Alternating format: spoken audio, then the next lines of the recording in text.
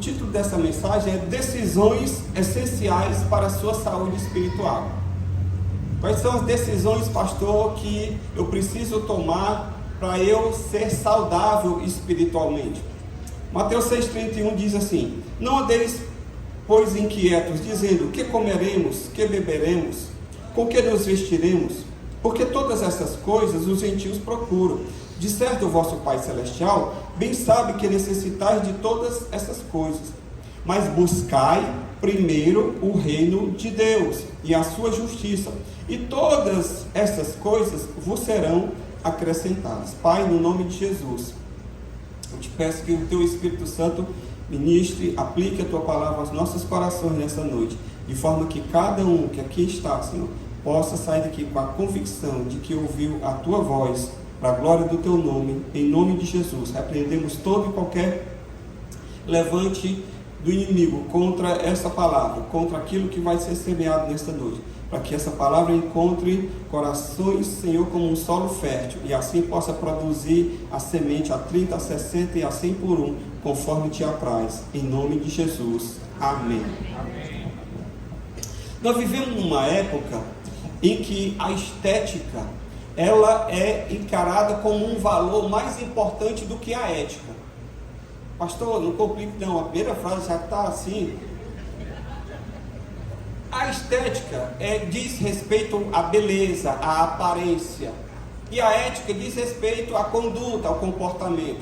Então, em outras palavras, nós vivemos numa época em que a aparência, a beleza é mais importante, é buscada como um valor muito maior do que a ética, do que o comportamento correto, do que a conduta correta.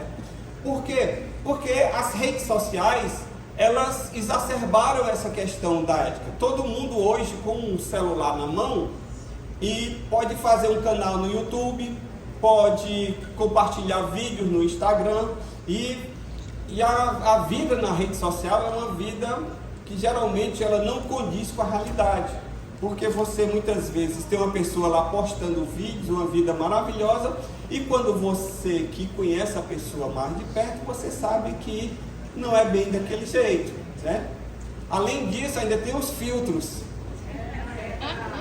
que aí os filtros dão aquela, né, os presets, que então embeleza todo mundo. Então a vida, na verdade, ela acaba sendo um pouco fantasiosa.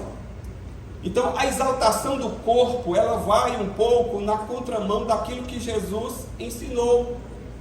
Aqui ele está falando no Sermão do Monte, as pessoas preocupadas: o que é que eu vou comer, o que é que eu vou me vestir, como é que vai ser e tal. E Jesus disse: olha, espera aí, pessoal, vocês têm que entender o seguinte: vocês têm que buscar primeiro o reino dos céus, o reino de Deus. O que é que Jesus está dizendo? Que você precisa cuidar da sua espiritualidade, de buscar o reino de Deus em primeiro lugar, mais do que aquilo que você vai comer, beber ou vestir. Não que você não precise comer, beber ou vestir, mas que a sua espiritualidade, ela está acima e em primeiro lugar em relação a isso. E Paulo, o apóstolo Paulo, ele corrobora, ele confirma esse entendimento de Jesus quando ele, lá na sua primeira carta a Timóteo, no capítulo 4, no versículo 7, quando ele instrui Timóteo, ele diz o seguinte: rejeita as fábulas profanas e de velhas, e exercita-te a ti mesmo em piedade, porque o exercício corporal para pouco aproveita, mas a piedade para tudo é proveitosa. Paulo está dizendo o seguinte: ser piedoso é mais importante do que ser sarado. Amém. Entende? Pastor, o senhor está querendo fazer o quê? Uma apologia ao sedentarismo? Não. Todo dia eu procuro ir para a academia, passo pelo menos meia hora lá, no mínimo. Não é muita coisa, diz que você tem que se exercitar mais, mas às vezes não dá tempo. Então, eu fico lá, levanto os meus pezinhos, porque por uma questão só de saúde, de funcionalidade, para poder, quando eu quiser levantar o braço e pegar uma coisa lá na prateleira, eu não ficar, né? Então, é para manter a funcionalidade do corpo, era uma questão de saúde. Mas nós vivemos um tempo em que as pessoas estão buscando mais a estética, mais a aparência do que a piedade. Paulo diz o seguinte: olha, o exercício corporal para pouco aproveita, mas a piedade para tudo é proveitosa. Então, pastor, o que é que eu preciso então entender? Que a sua saúde espiritual é mais importante do que o restante.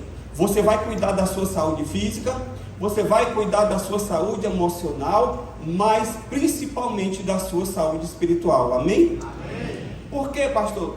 Simples. Por mais que você malhe, por mais que você se cuide, por mais que você tome suplementos e vitaminas, um dia o seu corpo vai chegar a um período em que ele vai parar de funcionar. Você pode fazer e ter mais qualidade de vida quando você chegar aos 100 anos? Pode. Porém, quando você, provavelmente nenhum de nós aqui vai chegar nos 120.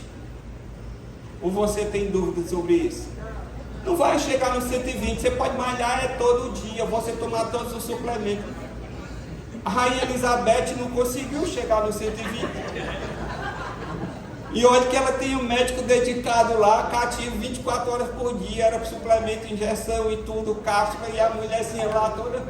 Mas chega uma hora que tem a falência normal, não é verdade?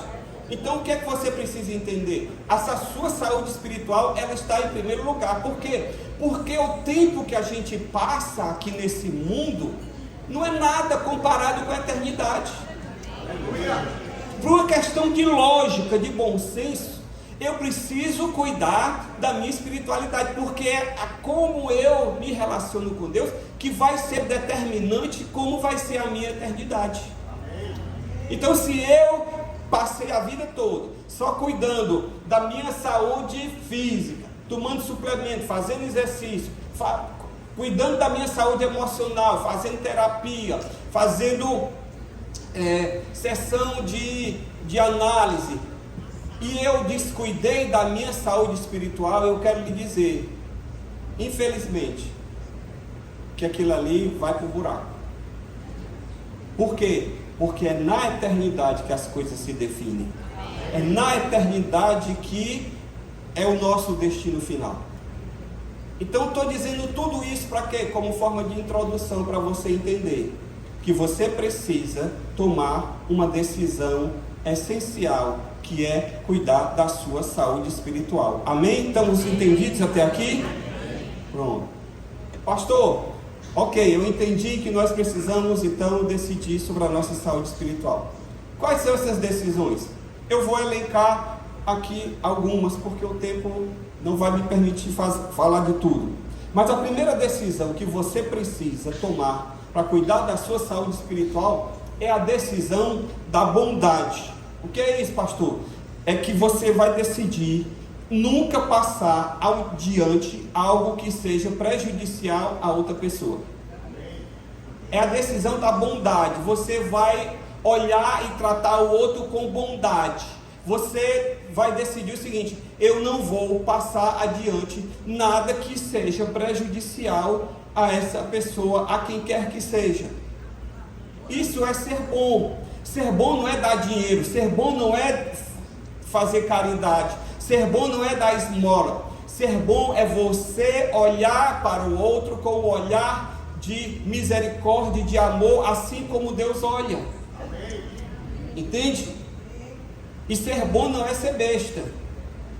Às vezes as pessoas acham que ser besta, de ser passado para trás, de ser enganado, é porque eu sou muito bom. Não, você precisa ser mais esperto, mais astuto, principalmente numa época de golpes como a gente vive. Deixar de ser tão inocente, que isso não é ser bom, não é ser capaz, não é ser bom. Ser bom é você decidir querer o bem da outra pessoa. Então vamos lá, pastor. Eu decidi ser bom. Por quê? Porque a Bíblia diz que o amor ele cobre a multidão de pecados, de acordo com 1 Pedro 4,8. A W. Tozer é um autor que eu gosto muito. Ele diz o seguinte: o fofoqueiro não tem lugar no favor de Deus.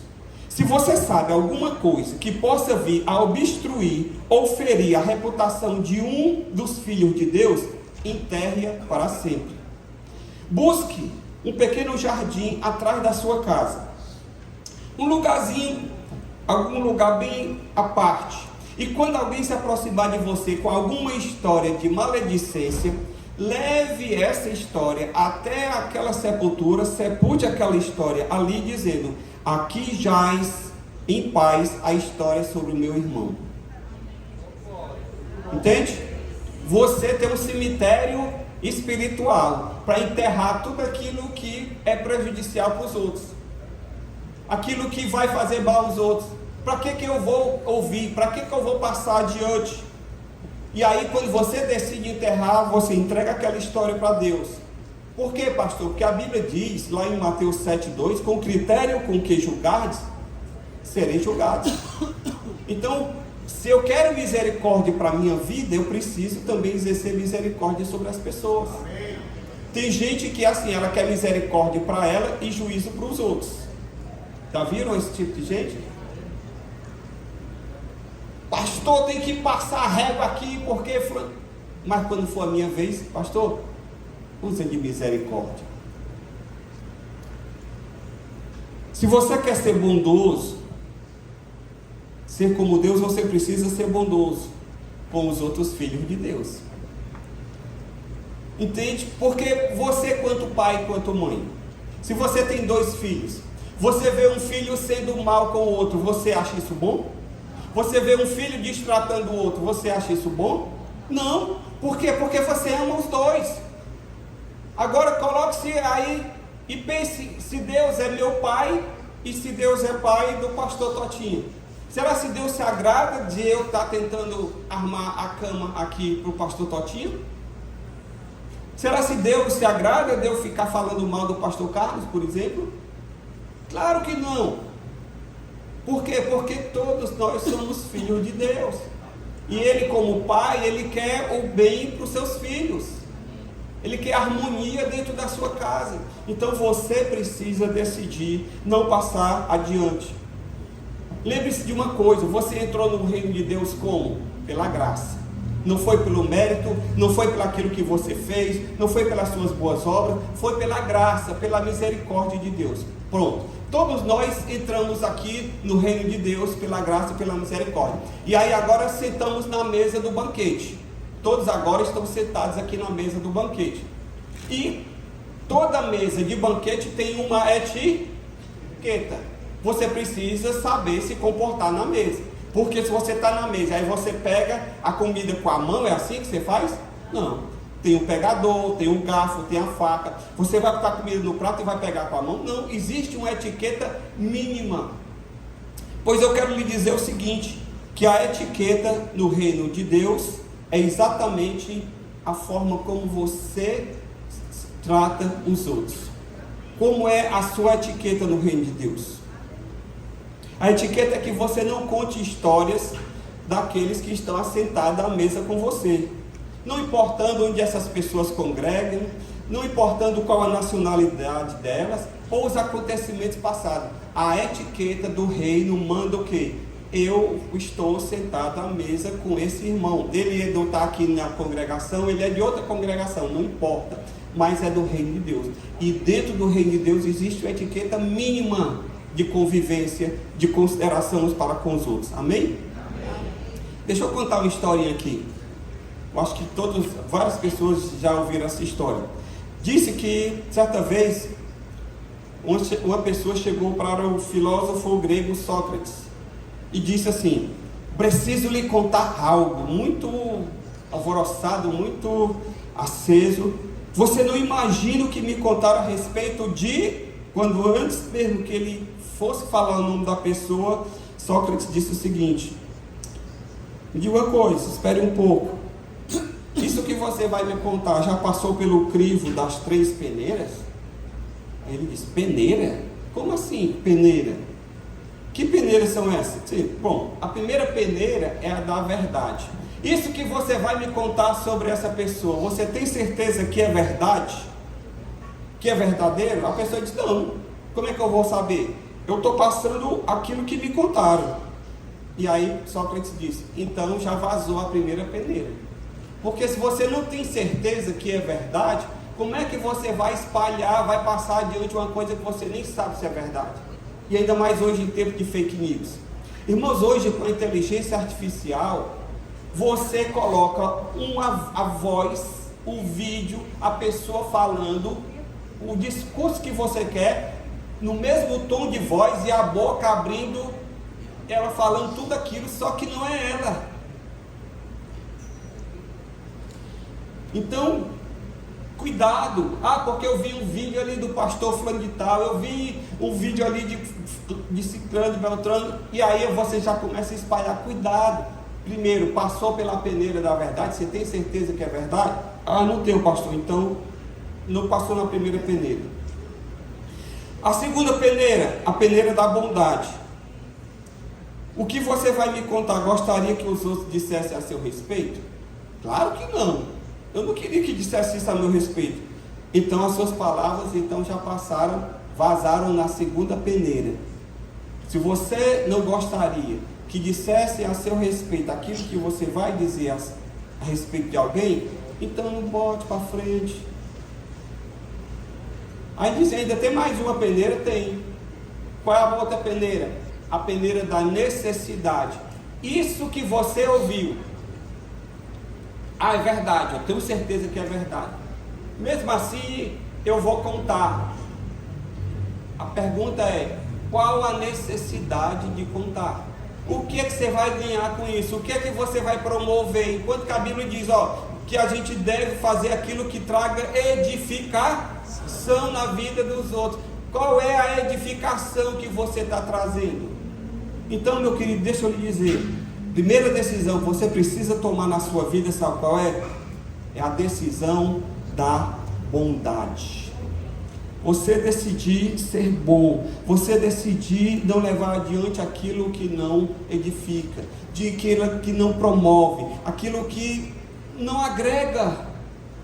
Nós vivemos numa comunidade e aqui nós temos pessoas diferentes, com opiniões diferentes, com gostos diferentes, maneira de vestir diferente, aparências diferentes. Isso aqui é o reino de Deus. É feito, o reino de Deus, ele é plural. Ele é plural, então não é que A é igual a B, que é igual a C. Aqui não existe isso, não é receita de bolo. E nós precisamos entender isso e aprender a respeitar, para que a comunidade não sofra, porque quando um sofre, todo o corpo sofre, não é verdade? Com a sua unha, você está com a unha encravada do dedo mindinho. Dedo mindinho, qual a utilidade do dedo mindinho mesmo? Que ainda. Já pensou? Qual é a utilidade do dedo mindinho? Quem sabe dizer? Bater na quina da porta.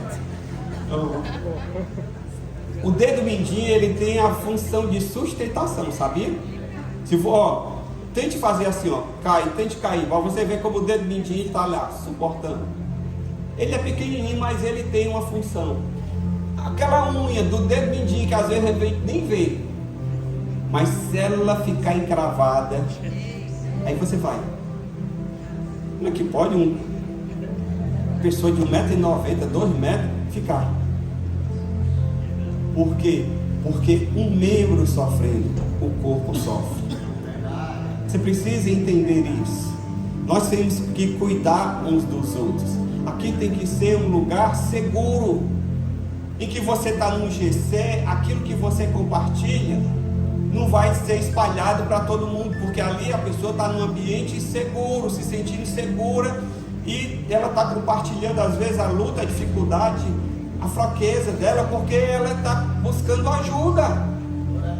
E não é justo que daqui a pouco todo mundo esteja sabendo, porque aquilo não diz respeito. Se ela quisesse que todo mundo soubesse, ela chegava aqui no púlpito e dissesse: irmãos, deixa eu dizer uma coisa aqui para vocês.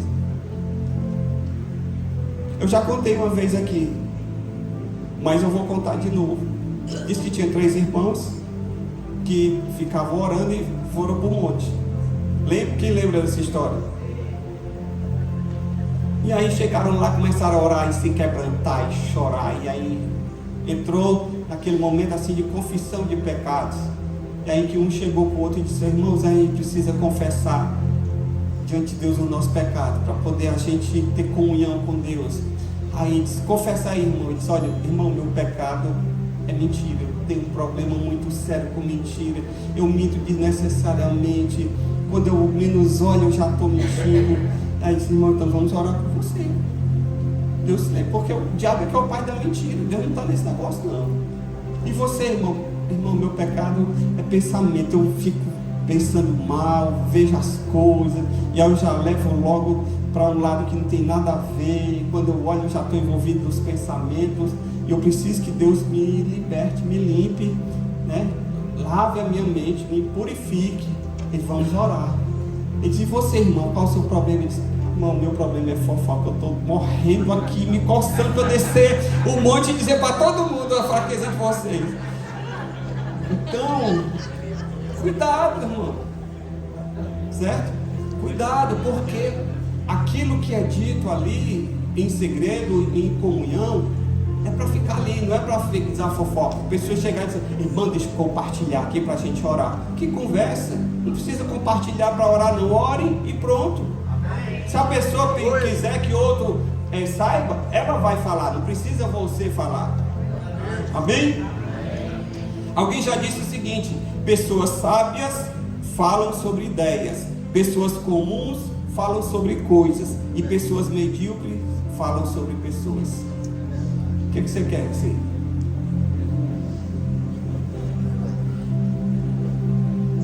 Certa vez um homem chegou e espalhou uma história mentirosa sobre o seu vizinho.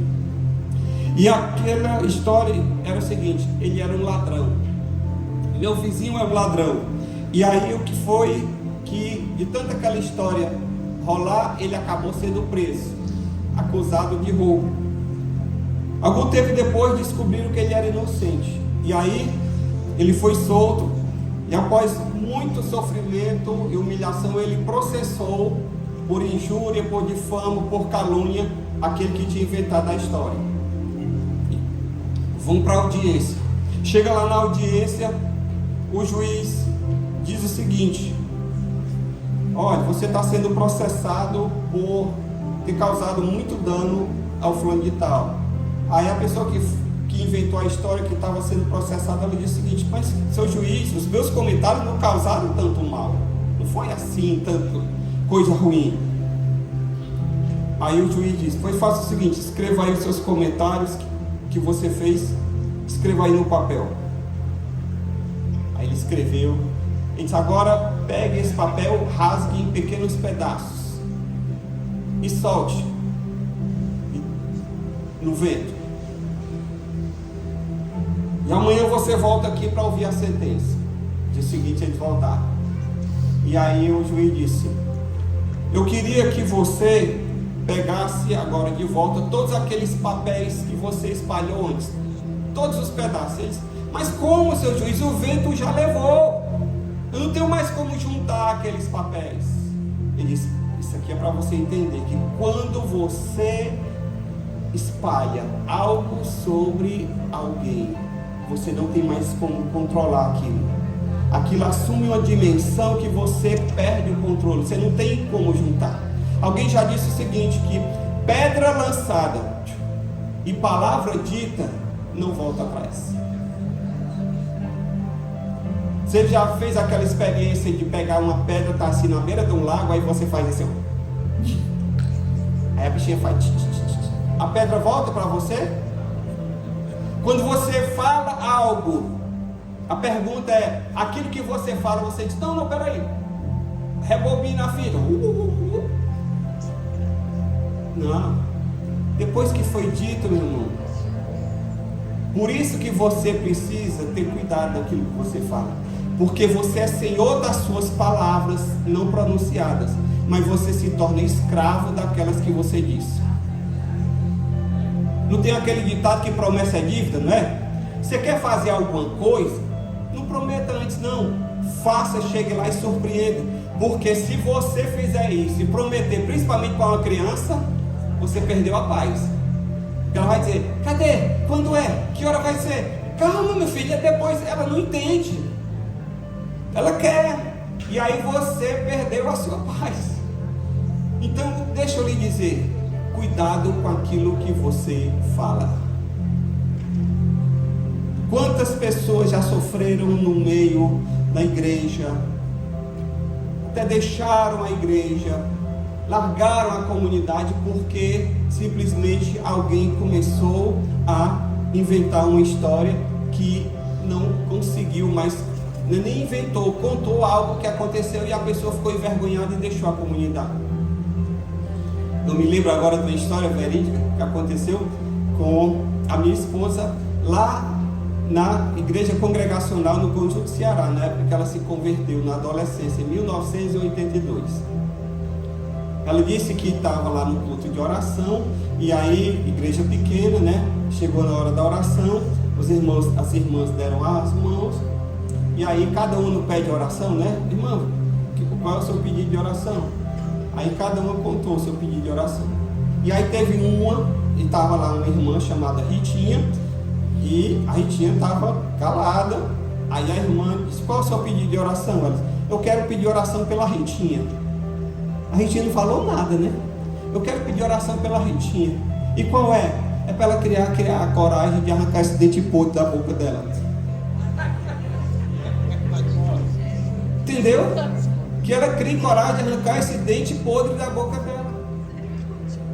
A Ritinha nunca mais apareceu na igreja. E até hoje a gente não sabe se arrancou o dente ou não arrancou. Entende? Irmão, cuidado, porque aquilo que você fala pode causar um grande dano. Pastor, eu preciso ter uma decisão na minha vida. Qual é a decisão da bondade? Seja bom, seja amável, seja tratável. Queira para o outro aquilo que você quer para você. Não foi isso que Jesus disse? Assim como fazei aos outros o que quereis que vos façam. Só que a gente espiritualiza a fofoca, a gente espiritualiza a maledicência, em nome do compartilhar, em nome do orar. E aí, muitas vezes os relacionamentos naufragam. Nós estamos no GC estudando sobre relacionamentos primorosos. E teve um GC que foi sobre o fofoqueiro.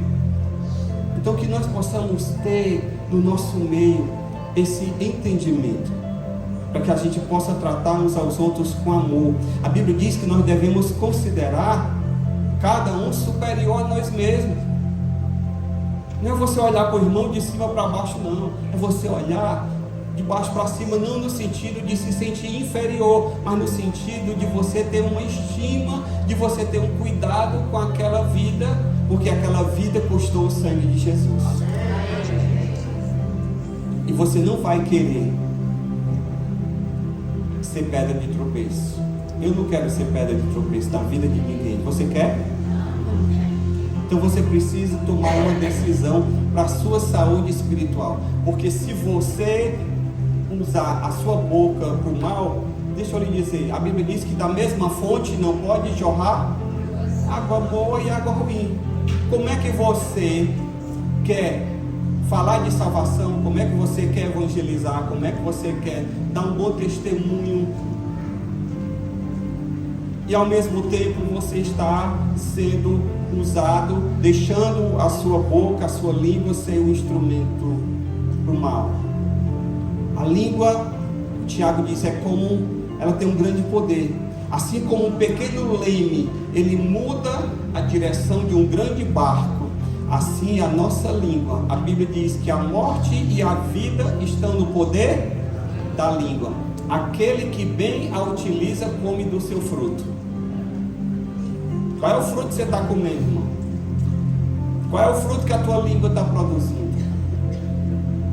Eu preciso decidir. Em tempos de fake news, em tempos de mentira, em tempos de confusão, eu preciso decidir. Eu não vou ser um instrumento nas mãos do inimigo. Eu vou colocar a minha vida a serviço de Deus. Amém?